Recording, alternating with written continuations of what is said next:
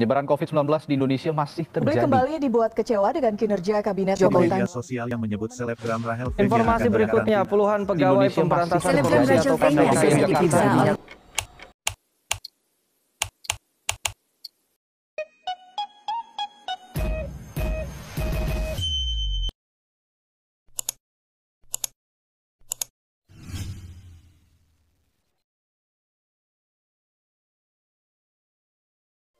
Tuhan tempatkan kita di bumi pertiwi Indonesia, negeri elok nan rupawan dengan segala keindahannya, memberi arti penting untuk senantiasa bersyukur atas karunia-Nya. Berbekal potensi sumber daya yang ada di dalamnya, masih pantaskah berkeluh kesah? Namun, apa yang terjadi saat ini? Tatkala terjadi pagebluk dan rasa nasionalisme kita sedang diuji dengan maraknya permasalahan yang terjadi. Masih pantaskah seorang generasi muda duduk berpangku tangan, seolah membutakan diri pada keadaan sekitar? Negara ini perlu pemuda yang berani mengungkapkan gagasan dan ide untuk mengentaskan masalah di negeri ini. Maka dari itu, kami, generasi penerus bangsa, mengajak seluruh kalangan, utamanya mahasiswa Indonesia, untuk ikut serta mengkaji permasalahan dan menjunjung tinggi persatuan, kesatuan, untuk bersama mewujudkan nasional di tengah pandemi COVID-19 dan bersama melawan ketidakadilan yang ada di tengah kita.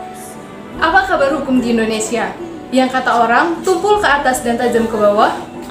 Itu fakta, bukan bualan semata. Kenyataan di lapangan, beberapa oknum menyalahgunakan kekuasaan untuk kepentingan pribadi tanpa memikirkan hak rakyat, malah dibiarkan bebas. Giliran rakyat yang melakukan kesalahan kecil guna bertahan hidup kalian penjarakan.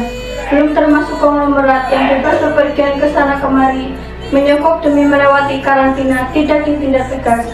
Tanpa membuka mata, banyak rakyat di luar sana bertaruh nyawa mengumpulkan pundi demi sesuap nasi. Hal sepele dibesar-besarkan, sedangkan yang merugikan banyak kalangan ditutup-tutupi.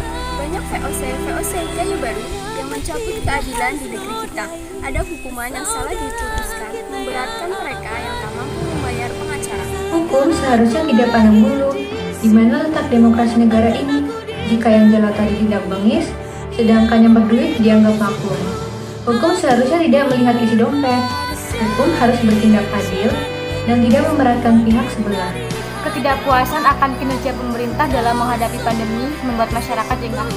Aturan seakan dibuat untuk dilanggar, mewanti-wanti masyarakat untuk disiplin, namun memberi kelonggaran bagi yang mampu. Terjadi kesetimpangan hukum, namun mereka menutup mata. Demikian beberapa realita yang menodai hukum di Indonesia. Pemerintah setidaknya lebih bijak menindaklanjuti para pelanggar hukum tanpa memandang latar belakang. Guna memulihkan keadaan negeri ini, tentu saja peran pemerintahan masih belum cukup. Diperlukannya kerjasama antara masyarakat dan pemerintah terkait agar kebijakan-kebijakan yang sudah dibuat pemerintah dapat berjalan dengan optimal. Tidak sia-sia utamanya anggaran yang telah digelontorkan sehingga rasa satu tujuan persatuan dan nasionalisme sangat penting. Lantas, bagaimana wujud nyata nasionalisme di era pandemi COVID-19? Mematuhi aturan pemerintah terkait protokol kesehatan seperti memakai masker, mencuci tangan, menjaga jarak, dan mengurangi mobilitas. Bergotong royong saling membantu bersama dalam kegiatan sosial. Mengikuti perkembangan COVID tanpa menyebar hoaks. Pantang menyerah ketika menghadapi kesulitan dapat meningkatkan angka kebahagiaan dan imun tubuh. Yang kelima, vaksinasi. Dengan vaksinasi dapat meningkatkan immunity heart atau kekebalan tubuh masyarakat Indonesia sehingga penyebaran virus berkurang.